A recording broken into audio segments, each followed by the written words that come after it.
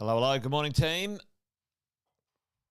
Welcome to another Wealth Coffee Chat. Good morning, Alison. Good morning, Luke. Good to see you guys on. I can see a few people jumping on now. I hope you're all well. Fabulous Friday. Chris, how are you, mate? Up early in Perth. Yeah, absolutely up early in Perth, mate. Perth's, what's going on over in Perth, Chris? How's the mining industry over there? Property industry's looking a little bit interesting in Perth as well. Rodney, good morning to you, mate. Hope you're well. Hey, welcome to another Wealth Coffee Chat. Like I said before, quick intros while we're warming up and waiting for everyone to jump on. And their notifications are going out. Jason Witten's my name. Most of you already know that. There you go. And each day for the last year or 2 years, we've been getting together in the morning, about 10 past 8, for a bit of a Wealth Coffee Chat. I've been property investing well over 20 years, done a few deals, and helping clients as well. Along the way, learnt one or two things and share that with you guys in the morning. So fantastic. Thanks for joining me. Chris, just working away. Good to see you, mate. Margaret, good morning. Deb, how are you? There. Alison, yes. Well, folks, this is interesting stuff, isn't it? Well, and I might do a little moment on what Alison's saying there. It's on my radar to talk about next week, Alison.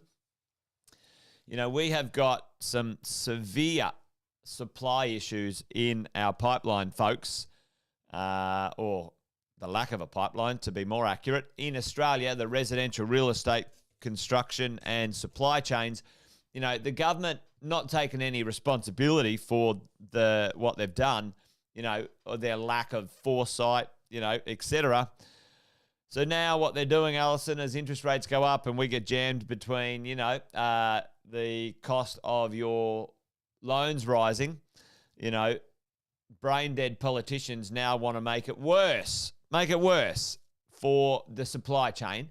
Imagine this. You can't put your rent up for 2 bloody years, but your costs are going to go up for 2 years. Who's going to buy properties? Who's going to stimulate the construction industry and purchase the real estate? Because it's not bloody owner-occupiers. It's not first home buyers because they can't afford it. You know, they're fucking brain dead. Excuse the French. Yeah, but Alison, thankfully, there's a few checks and balances in that sort of stuff. You know, well, and to be honest, Chris, in the last 10 years, interest rates have gone down. And by default, if you do, you know, inflation adjusted when it comes to the rents, our rents have gone backwards. So, you know, for 10 years, property investors have kept their passing those costs on. Yeah, there you go. Exactly, Paul. It's a bunch of bullshit. It's absolutely ridiculous. And, you know, make sure you make a noise about it out there in the marketplace, team, with your local representatives, because it's absolute rubbish. But I think that that sort of thing takes quite a while to get into it, folks. So this is, you know, and I said this a while ago too, on many of my conversations with you guys in the mornings, that, you know, you need to get your rents up, you need to do it fast, and, you know, because governments do stupid stuff because, you know, they're trying to win votes, but, you know, it backfires. It's dumb. It's dumb. But anyway, that's not what today's about. There is some things we will talk about next week, so let's put a pin in that one when it comes to the rent rises or the lack of, or trying to do that over the next little bit. And we can see how we can manage that as property investors, because it is important to understand. Today, I wanted to try and bring home, Alison and I had a bit of a chuckle yesterday. I said I'd talk about the five models that I have, you know, that I use for most of our coaching, you know, high-level strategy conversations.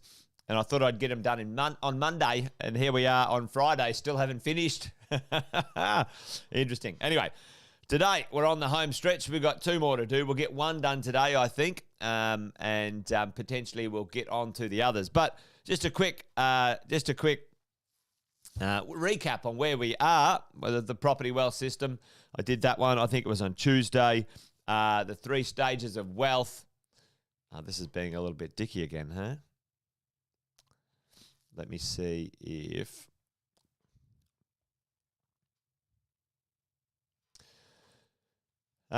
the 3 stages of wealth, the acquisition, consolidation, lifestyle, folks. We went through that one. Yeah, put aside a month for sure. Yeah, it is. You think, oh, this will be quick, and then it's not quick at all. The 7 property wealth plans, we can dive deep into those as well. I think we'll look into each one of these plans as well. Hey, Kevin, good to see you all the way from Florida again, mate. Great to have you on the show. And today I'm going to talk income engines. If that works, come on. I'm going to have to see what's going on there. But anyway, I've got it up on the screen. Today we're going to talk income engines. Income engines, the concept of not only diversifying, your, locations of your real estate. We talk about, okay, what type of real estate would we buy? In the residential world, we would talk houses, townhouses, apartments. All 3 of those have pros and cons for your strategy or what you're trying to do longer term. We talk about diversification in the lenders, the people you lend money from, because that's vitally important, isn't it? You don't want to be lending, especially in the acquisition phase, only from one lender because they restrict you, they control you. If they control all of your assets and your cash, you are in trouble. So we want a diversification or a spread or access to different styles of real estate, different lenders because of different, abilities to lend and, have less exposure to their stupid rules as well. We want to be in different states. Yes, we do. And there's some prime examples going on right now about different legislation in different states when it comes to real estate and economies, right? So we're talking, the Greens are, proposing some rent freeze. Well, it's not that easy, fortunately or unfortunately, whichever way you look at it, because the real estate laws are different in each state. So then every state has to pass, for or against those things. The national government can't force that unless they do some sort of weirdness referendum, but I don't think that would happen. Anyway, it's at state level. Queensland's talking about land tax legislation. South Australia is already proposing, South Australia's already proposing that you can only put the rents up every 2 years, which is dumb. It's stupid, right? So it's dumb. You put the rent up every 2 years, so in 2 years, the shock's going to be massive. So why not just let the normal market do its normal thing, and the world will it'll level out. This government intervention ends up causing more problems. Anyway, I don't want to get distracted because I want to finish this today. Income engine. And what we want to have also is diversity of income. And I'm going to talk predominantly about diversity of income within the real estate space today. But, we can see when we talk, it can be certainly applied across other asset classes as well. So income engine, let's talk about this. And many of you guys have seen this, but, I break it down into weekly income, monthly income, quarterly income, and yearly income, okay? The idea that we want to have our incomes understood and is that... yeah, okay. We want to have our incomes understood, folks, and we want to see what those incomes will produce at what time in our portfolio. So let's talk about our weekly income. Our weekly income when it comes to us earning money, dollars, returns from our assets. Now, you guys have heard me say this, but I want to get you guys involved in the conversation this morning. What is the most consistent, especially in Australia and New Zealand, if not on the planet? What is the most consistent asset for weekly income to own anywhere in this world? Tell me right now, folks, especially Australia, but what is it? What is the most consistent income stream in the Australian investment market right now? You can, with a high level of certainty, receive income, boom, rental income from, and specifically, Chris, rental income from residential real estate, your resi real estate, residential assets. Your rent is paid weekly, and by and large, folks, it's always paid. There's 1 in 50 or 1 in 100 where you have some challenges or issues with your rent. But seriously, I've owned investment properties for 20 years. I Bitcoin. Oh, shit, I don't know about that, Brendan. I struggle to remember a time where, my tenants didn't pay, all the time. I've had a few things where, someone's wrecked the bathroom and absconded and I had to claim the insurance and stuff like that. But that's normal. That's very normal. That's what insurance is for. That's why you have a good property manager. But anyway, the most consistent income on the planet. And as we talk, I want to sort of talk about this today. What stage in the 3 stages, remember we talked about the 3 stages.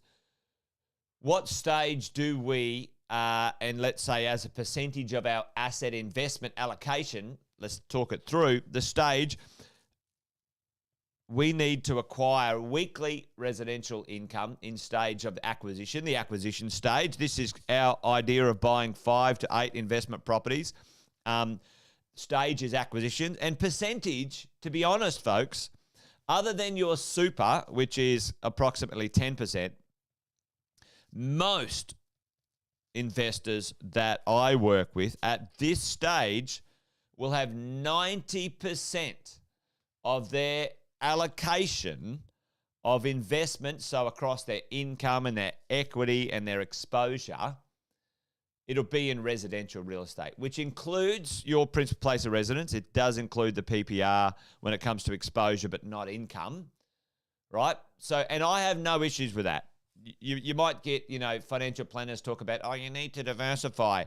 I completely disagree at this stage. Completely disagree. I think that's bullshit. You've already got 10% in your super going there compulsory. You need to magnify and concentrate in the acquisition phase. Ashley, how are you, mate? Good to see you. So listen, concentrate, magnify in the acquisition stage in your weekly income stage. Now, that stage, this weekly concentration, it might take you 7 to 10 years to lock that sucker down, right? 7 to 10 years to lock it down.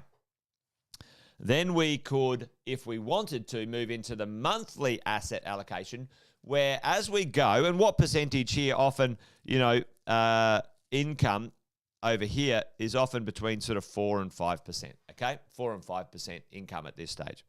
And it grows up over time against debt and against purchase price, but, let's have a look. Now, our monthly incomes, often are in the real estate world. There's a bit of a terrible thing there. So monthly often is where we get exposure if we're interested in, that's a commercial. I don't even know how to draw an industrial building. Anyway, you can tell I didn't do any art classes at school. So, the world of commercial, industrial, commercial industrial mostly, retail is probably well out of our league. Yeah, safe retail anyway. So commercial, industrial, these types of property investments give us monthly income. Often the return on that is higher, 6 to sort of 9%. Some can be a bit higher. The challenge is over here, let's have a look back here. You can get a 90% loan-to-value ratio over here pretty easily. These loan-to-value ratios over here, It's 70%, 80% if you're lucky, but I'm not even going to say that because I think that's bullshit. Yeah, you bank on 70%.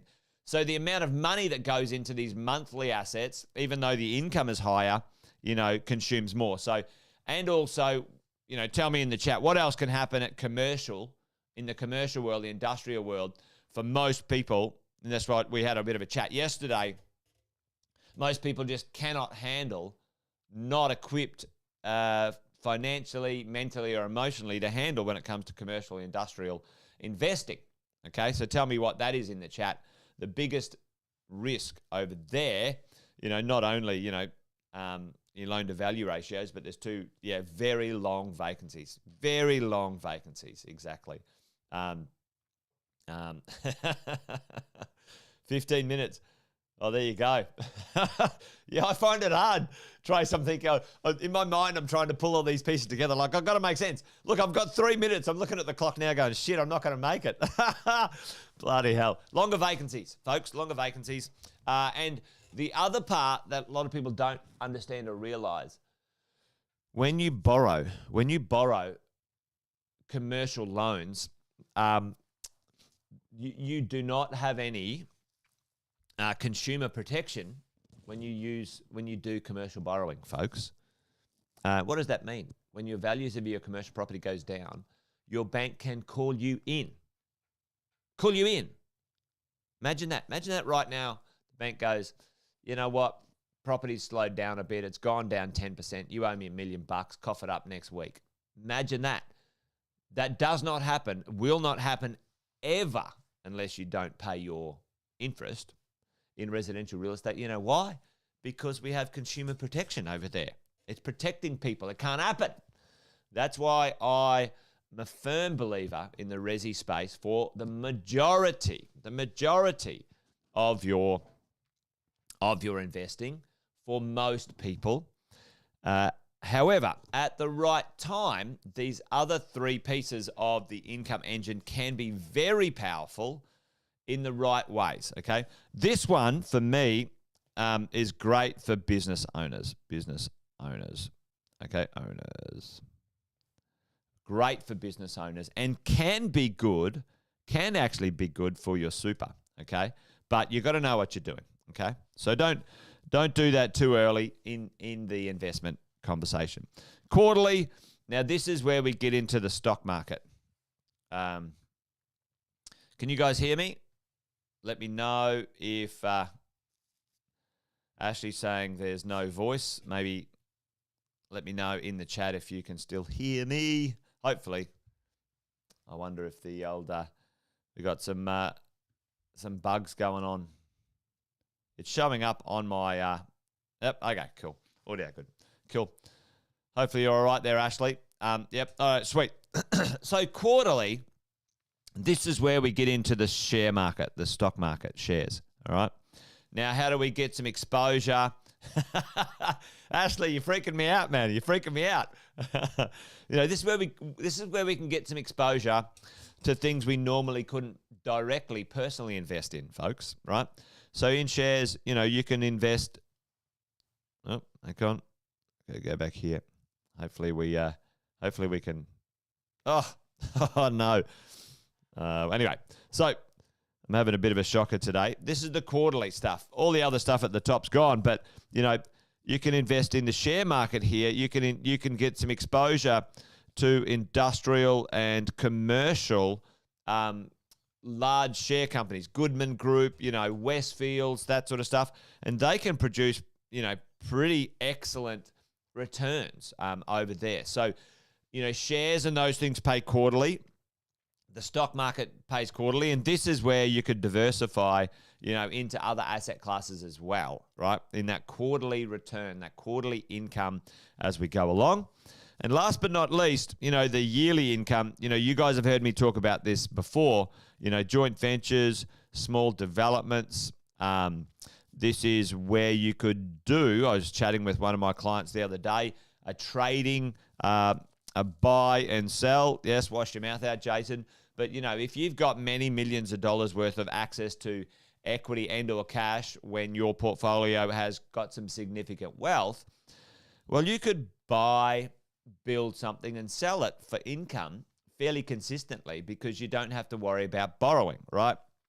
I've got a number of clients buying and building a nice house every year and making between $100,000 and $200,000 a year by trading. They've turned it into a business as well, and there's some other benefits of owning an actual business for expenses. But then, becoming a business over here, a property business, okay? And this becomes sort of profits and losses as well.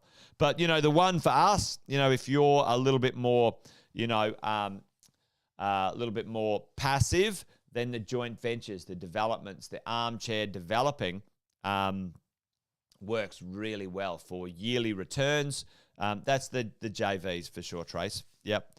And so, as we go around, we're talking, 5%, call it 7%. Down here, you can call it sort of 8 to 9%. And over here, you're calling it sort of 15 to 30%. So the combination of your returns across your income engine is the idea of the diversity, right? The diversification of your dollars, folks, across your investing styles and portfolio. I like the idea of sticking with a real estate theme for me. I get people like Andy and his team to invest in shares and other exposure for me, external of my understanding and skill set and knowledge. And the percentage for me is quite low.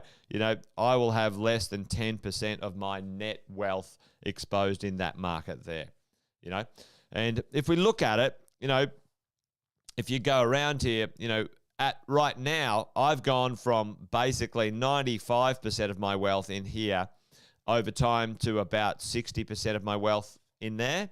I've got 20% of my wealth in here, 10% over there, and, over here, 10 plus percent is growing for me.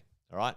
So as we go along, as our, we talk about, the phases, the 3 phases, as our values of our properties go up and our debts go down, when we have this gap, these dollars, we deploy those dollars into potentially these other places for income acceleration. So hopefully that makes sense. My little drawing before disappeared, so I'm not going to use Keynote anymore for this because it's been glitching out all week on me. But anyway, hopefully you got the point. And I'm 4 minutes over today. Bluetooth.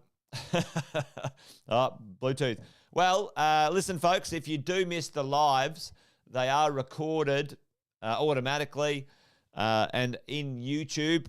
You can get them and download them or re-listen to them on Spotify and iTunes and other places as well. So if you do miss it, there's ways to circle around and get onto it. But there you go. The income engine. Tomorrow we've got tomorrow I'm not working. I'm just thinking out loud now. Like tomorrow, what are you talking about, Jason? So next week, there's one more thing to finish off. Will be looked like the income engine wasn't coming through the drawing there. Anyway, well, we had a bit of a few little bibs and bobs today, but hopefully you got the picture. But next week there is the 4 tax-free strategy streams that you need to run. All right, the 4 tax-free. The four strategies, tax-free strategies that you need to run. Don't miss that one next week, folks. And then we'll get on to, this undersupply malarkey. It's out of control. There you go.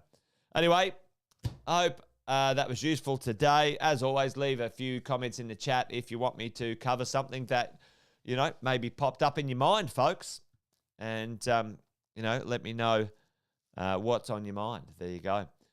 You guys have a good weekend too, Trace. I'll be live streaming a youth bouldering competition this weekend with my team and crew, one of my sort of side gigs and passions, folks. I'm the official commentator and live stream team for the Queensland Sports Climbing Federation and also the Australian Sports Climbing Federation for the Youth Championships. So anyway, there you go. Having a little bit of fun with one of my hobbies on the weekend. You guys be awesome and well. See you next week. there's a small chance there may be a wealth, wine, and wisdom on this evening. Fenton is out in the Pacific somewhere, and he wants to do one and have a bit of fun this evening. So maybe, just keep an ear out for that. He's going to be on an island somewhere, so it could be touch and go for internet. Anyway, there you go, folks. You guys be awesome. Be well. Join me next week for another Wealth Coffee Chat. Adios, team. Bye-bye.